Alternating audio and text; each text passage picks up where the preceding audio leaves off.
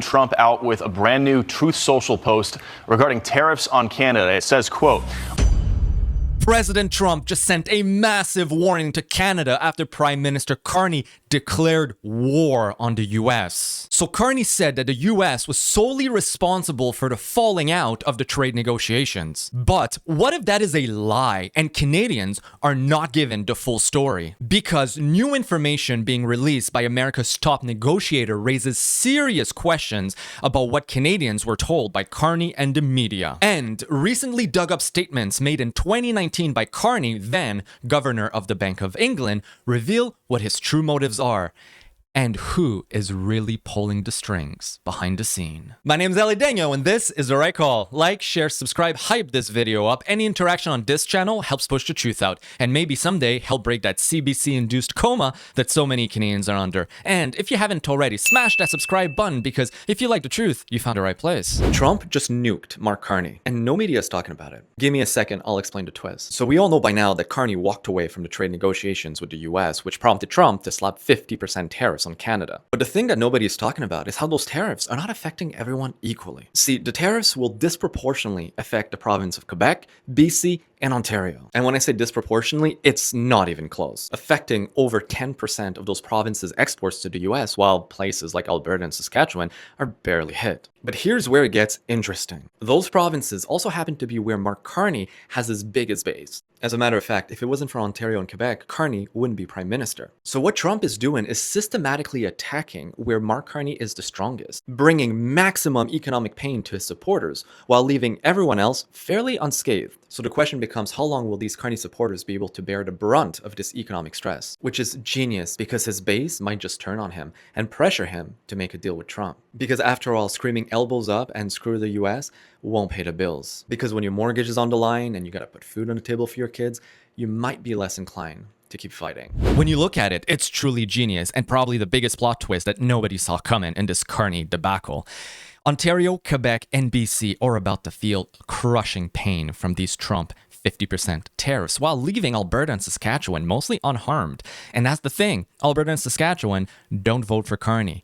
Ontario and Quebec are the sole reason why Carney is in office right now. So I take no pleasure in saying this, but elections have consequences, and the liberal base that elected Carney in Quebec and Ontario will face a reckoning. And this might be what tips the scale in the favor of the Americans. But I wouldn't hold my breath, because the information I'm about to show you later in this episode is not looking good for the future of Canada and its electorate.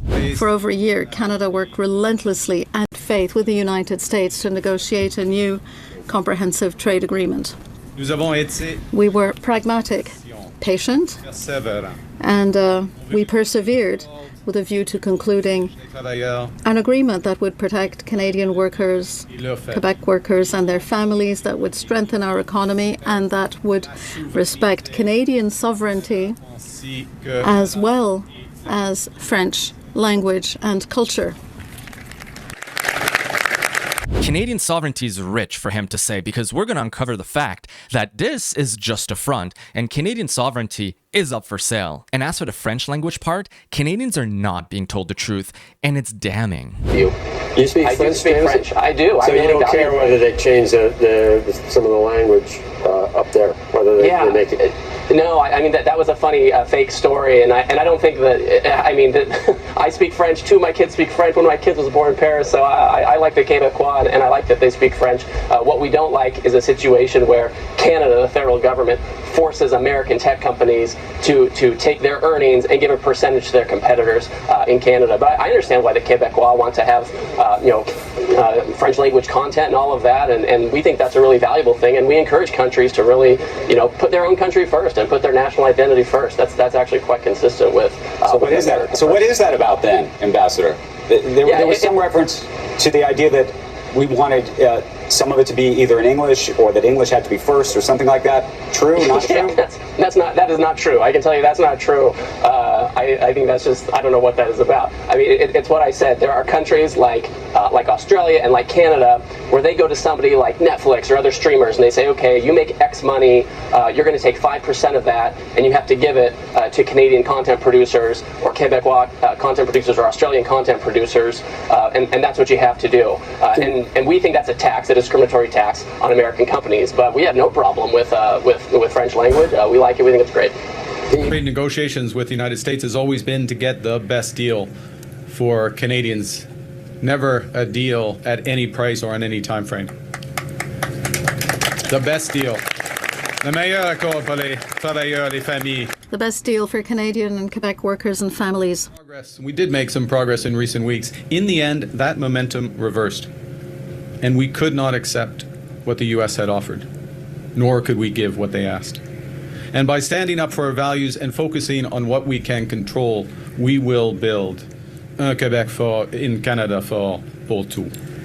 Now, So you can see that the media spin for the minds of Canadian is already in full effect. And it's telling that he's addressing Quebec and making this entire thing about being Quebec-centric, because once again, we know his base is located right there. But we keep being told time and time again that no deal is better than a bad deal. But when you look at the numbers, you realize that is gaslighting to the max. So what were Americans willing to give?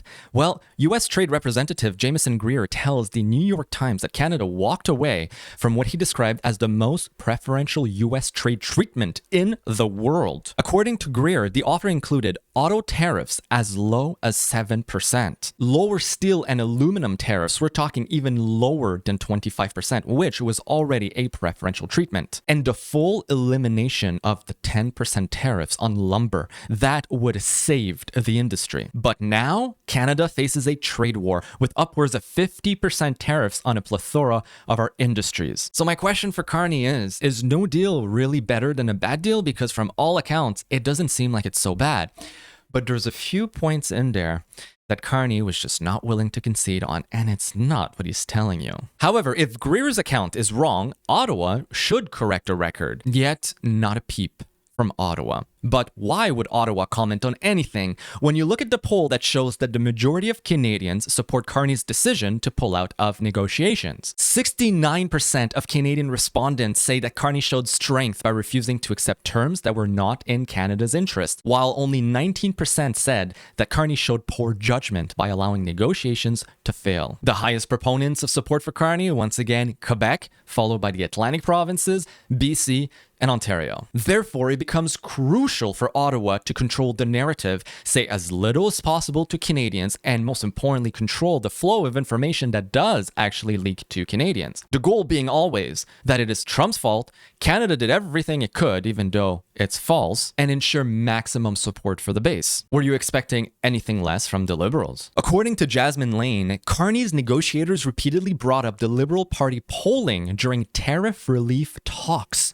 How ludicrous. We're talking about the economy, but the Liberals are more focused on maintaining their polling numbers. She goes on to say, mentioning, if we do this, we'll go down 5 points. Yes, they're leading negotiation based on their popularity and not what's right for you and I. What's actually driving the negotiating position? Not national interest, but the next election. Rumor has it that Carney is planning on calling a snap election to consolidate his power some more, while this strategy of suffering for the people and savior complex for him pays off. If you think it's bold for Jasmine to claim that, I'd say you're probably not the only one. But I am inclined to believe it because today, the U.S. Trade Representative exposed Carney live on air.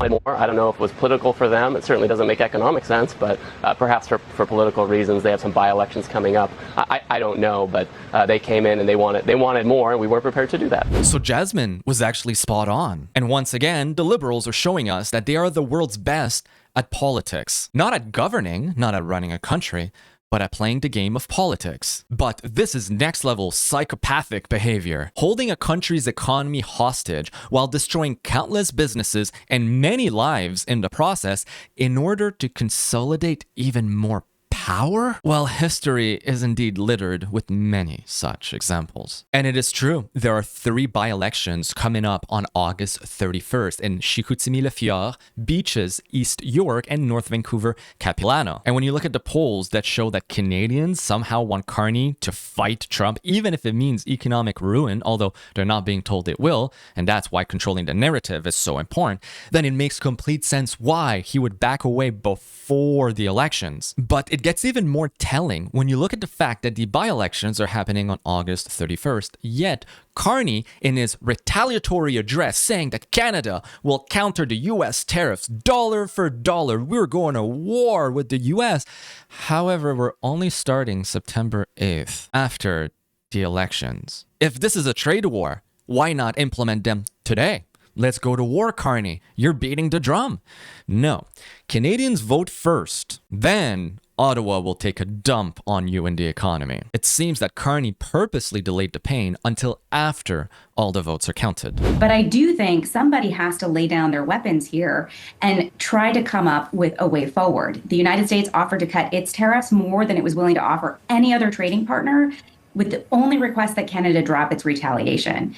If that package was not salvageable in terms of the politics in Ottawa, it's hard for me to see what kind of offer would be, because I don't think that it gets sweeter on the US side. I don't think politically the president can do that right now. And that's the thing, Canada will not be getting a better deal. We were already getting the best deal in the world, so to hold on until potentially being able to negotiate more is a pipe dream. And we will not be able to hold off until the midterms, because it seems the Republicans will win the House and the Senate once again, and we definitely will not be able to hold off until Trump's term is done, because that's in 2 years' time.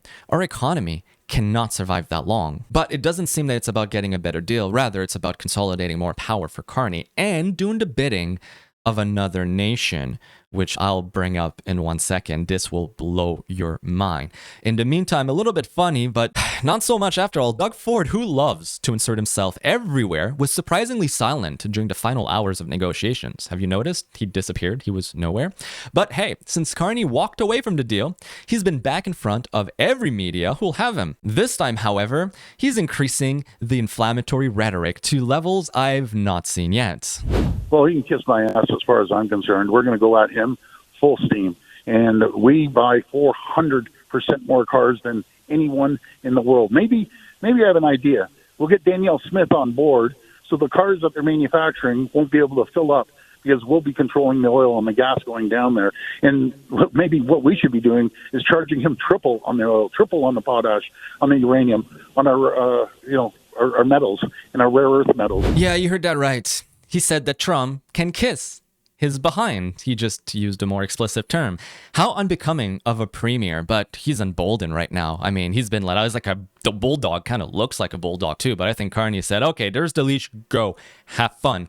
But okay, let's see what he said. Charged the US triple under oil exports? How ridiculous and downright dumb. It's rhetoric that banks on riling up the emotions of Canadians, it's working by the way, while disregarding reality. The average Canadian has never looked at a map of their own country. Line 9 right here supplies nearly all of Ontario and Quebec with their oil, and it runs through the United States before re-entering Canada through southern Ontario. Years ago, the Canadians had the opportunity to build a new pipeline named Energy East that would have supplied eastern Canada and the Maritimes with Albertan oil without entering the United States. Well, guess what? The Liberals killed that project. Okay, shutting off Canadian energy to America, or worse, slapping tariffs on it, means probably shutting off energy and oil back into Ontario and Quebec. So congratulations, I guess, on destroying your own country and ruining whatever leverage you had in the first place. I'm sure it made you feel morally superior to say that on TV, but hey, whatever, it's worth it, I guess. Therefore, where does this leave us? Well, Prime Minister Carney chaired a First Minister's meeting, aka a meeting of all the premiers, and he said that the Prime Minister outlined next steps to protect Canadian interests, including dollar-for-dollar counter tariffs that will come into force the Tuesday after Labor Day, as mentioned before, as well as additional measures to support Canadian workers and businesses impacted by US tariffs. Great. More printing money to bail out industries instead of just making the deal. Details will be released in the coming days. They're never released right away. We're very sparse on details in this country. But it didn't take long for Trump to come back in response to Carney's effective declaration of war on the US. And to nobody's surprise, it's gonna bring even more pain for Canada. What was Carney thinking? Trump said Canada has been ripping off the United States of America for years. Their ridiculously high tariffs on our farmers and farm products have made life impossible for these great American patriots and has long created a $60 billion deficit between our two countries. Not sustainable and not anymore.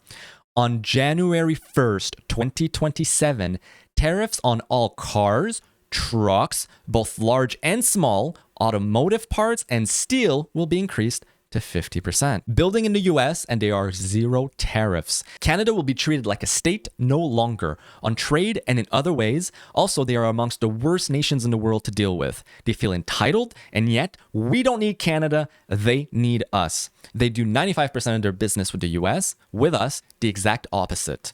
Thank you for your attention to the matter. I feel Trump when it comes to the whole they feel entitled. That is how I would describe most Canadian liberals. It's the sense of entitlement, indeed. So what is this trade war going to cost Canada in the short term without even looking at Trump's retaliation to our retaliation, which starts in 2027? It's not looking good. You get a sense of some of the impacts here. So plastics and rubber products manufacturing, when it says minus 4.6K, 4,600 jobs could be lost. For instance, transportation looks at about 5,000 job losses. Wow. Yeah, the trickle effect is amazing when you really expand to see the true effects and impacts here. 36,000 jobs in Ontario could be lost. Quebec looking at a loss of 18,000 jobs. BC, 11,000 jobs. Alberta, 9,000 jobs. Look, I can sit here and I can say to you and I can say to folks, oh, you're relatively well off in this particular province. But if you've lost your job because of these tariffs or previous tariffs, of course it matters to you. If you are a small honey producer, honey is being impacted here. You and I have talked to people in the honey industry, producers whose entire business is gone now because of these tariffs. That is a very personal thing. For you, the impact is 100%. Yeah, we're going to lose a shit ton of jobs. Ontario is slated to lose 36,000 jobs. Quebec, 18,000 jobs. BC, 11,000 jobs. Alberta, 9,000 jobs. That's just scratching the surface. It's only going to get worse as time goes by. And you see this graph? That's the loss of productivity that Canada suffered going from the 5th most productive country in 2000 down to the 19th in 2023. That's about to get even worse. We cannot fight back. That's what I'm trying to say. We need the US to increase our productivity. Fighting them will only sign our death warrant. So this official trade war has prompted Pierre Poilievre, the leader of the opposition, to issue a statement asking Carney to reconvene Parliament, saying that these massive decisions to slap tariff on tariff and to take Canada into a trade war requires the oversight of Parliament and requires deliberation for Canadian people. Best believe that letter will go unanswered because this trade war actually benefits Carney and his popularity. And even left-wing CNNBC in the US could not hold off and said the truth to their audience. You know, Prime Minister Carney has always maybe gotten a political boost by standing up against President Trump, but how big of a gamble is he taking here? A pretty big one, and it looks like Canada might have to replace the U.S. with other trading partners. Well, what does that look like, and who might those be, and who will do that amount of business with Canada? But don't forget, Canada is made up of 10 provinces. They're all very independent. They all want different things, so it's very hard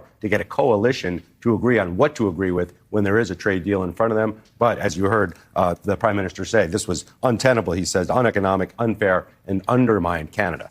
So while left-wing media in the US calls out Carney for this unattainable goal of his, well, left-wing media in Canada is doing the opposite. This is the front page of the Globe and Mail. You are at war when you get attacked.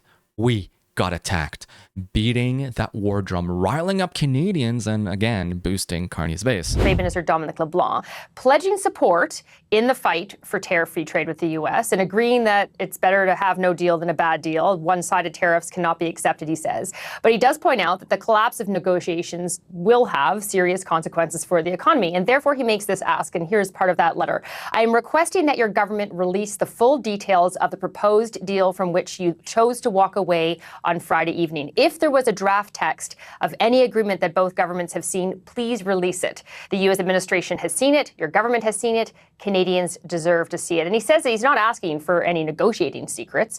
And this is what's been irking me the most about everything is the lack of transparency. Most of the information that is being released by the US, with nothing coming out from Canada aside from speeches on Carney riling up his base and saying that no deal is better than a bad deal. Let's look at what was actually proposed. Let's see what was on the table. Let us judge and see if it was a good thing for you to walk away or if you've just made a massive mistake. But again, that won't happen because the purpose is not to get a deal, but to consolidate power. It's like the fifth time I say it. And I'm confident about what I'm saying. And I'm going to quote an executive of JP Morgan Bank who said it best while addressing shareholders in an SEC filing. This executive warned all financial institutions need to do more to enhance their transparency and choice by highlighting the impact, good or bad, of what they are financing. And who was this executive? And who said these words?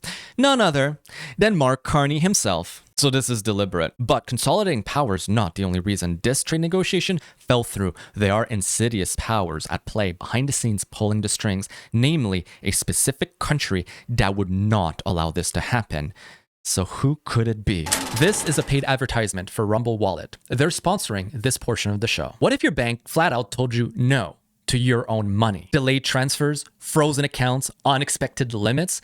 It happens more than you think. That's exactly why crypto exists. It gives you control over your money, not partial control, but actual ownership. But most people never tried because it feels complicated. And I would know. I've been using crypto since 2014. I'm one of the early adopters, and I had to teach plenty of my friends and family how to use it, and there's always that little worry. That's where Rumble Wallet comes in. Yes, it's a wallet where you can store your crypto, but it does a lot more than just that. You can buy crypto in minutes, send it wherever you want, or cash out at any time. No waiting around wondering when your money will clear. And that's something I've also dealt with doing transfers, wires, you name it. It's never pleasant. It connects with MoonPay so that you can use your debit card, your credit card, or your bank account to get started fast. Inside the wallet, you can choose what you want.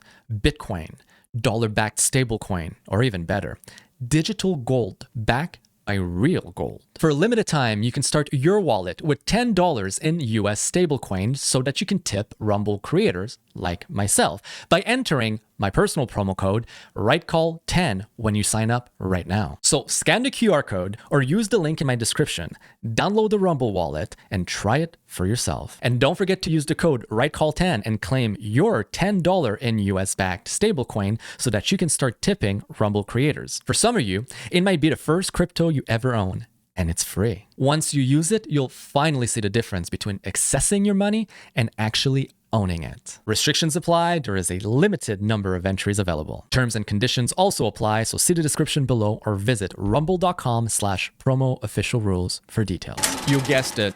This is about China. Both parties. But issues like the Canadian dairy system has been a bone of contention between the U.S. and Canada for decades. And I imagine it continues to be one today. I think the new issue is that the Trump administration is pressing Canada as well as other countries to adopt a common approach vis-a-vis China, whether it's a common external tariff or export controls or ensuring that Chinese products, inputs, don't get inserted into products in Canada that will then be imported into the United States. And that's a new set of trade issues. And Prime Minister Carney has noted that goes against their sovereign right to establish relationships with other countries. So that's going to be an issue of contention that the administration is going to continue to have dialogue with Canada and with other countries over time. See, it's been one of the greatest scams, and Canada is to blame in it. The US has tariffs on China. China doesn't want to play ball, so what do? They ship it to Canada. We minimally transform their products, and then we ship it to the US without those tariffs, or at least now there'll be some more, but without the crazy tariffs that China normally has to pay. It's called the Great Transshipment Scam, and the US will have none of it. And it seems that Carney wants to protect China. We'll look into why that is. But in October, Carney had agreed to match the tariff wall on foreign adversaries, dumping into Canada and using it as a proxy into the United States. Well, in January, Carney flies to Beijing, citing a new world order and new relationships with the Chinese Communist Party. Well, on Friday, Carney's negotiators claim, with merely hours remaining until the deadline, that they can no longer uphold the tariff wall as a result of that January trip. And then then we turned around and said, we still really want to lower the tariffs, though, pretty please, with a cherry on top. Obviously, the US said no to that. So when Carney goes onto the media and says that it is unacceptable for the US to dictate who Canada can trade with, what he means is China. And it gets even more scalding when you realize what Carney once upon a time said back in 2019 when he was the governor of the Bank of England, and this might just reveal his true motives behind everything happening with Canada. In a paragraph titled Long Term, Changing the Game, he goes on to say that the most likely candidate for true reserve currency status is the renminbi.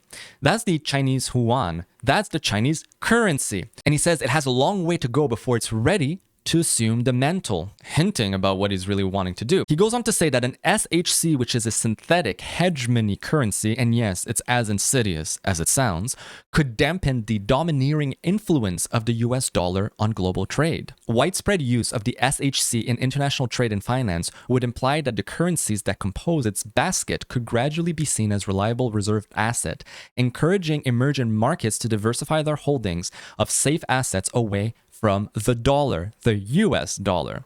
This would lessen the downward pressure on equilibrium interest rates and help alleviate the global liquidity trap. And in the conclusion, he says, given the experience of the past 5 years, I will close by adding urgency to Ben Bernanke's challenge. Let's end the malign neglect of the IMFS and build a system worthy of diverse, multipolar global economy that is emerging. Carney is not working to better the life of Canadians. He's using his position to further an agenda that has been years in the making. And one part of that agenda is to weaken the US economy and the US currency on global trade. He doesn't want it to be the reserve currency anymore. Effectively, he's got a bone to pick, it seems, with the United States. And when you realize that Carney's top donors are guys like Olivier Desmarais, who's the chair of the Canada-China Business Council, and Scott Brisson, who's the vice chair of the Canada-China Business Council, well then, the connections start appearing. But one thing I don't get is that Carney says that he will not allow the US to dictate who Canada can trade with, but yet under USMCA, that already is covered. Canada cannot make a free trade agreement without notifying the parties of USMCA, so the US and Mexico. And if they disagree with it, they can terminate the deal automatically within 6 months and then seek bilateral deals between one another, or, Canada, US, Mexico, Mexico, Canada, etc. To essentially hand over some sovereignty to the Americans in giving them the veto over who we should have trade agreements with.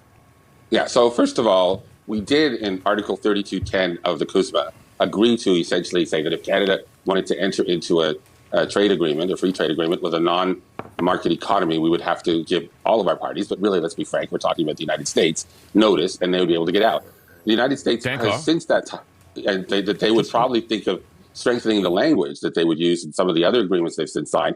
So that the way that that's being portrayed by Mr. Carney in his speech, I think seemed a little disingenuous to me, to be honest, given that we have 3210 already in CUSMA. Well, Carney being disingenuous in his speech is not something unheard of. So to me, this is less about the US telling us we can trade with, and more so about upholding the tariff wall that prevents transshipment of Chinese steel through Canada to the US.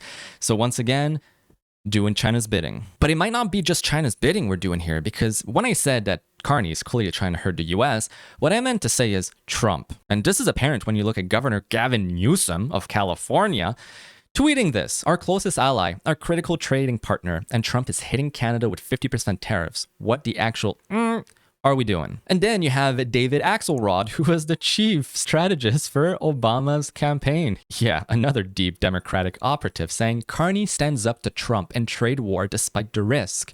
Our neighbors to the north have a strong, competent, rational leader for those who wonder what one looks like.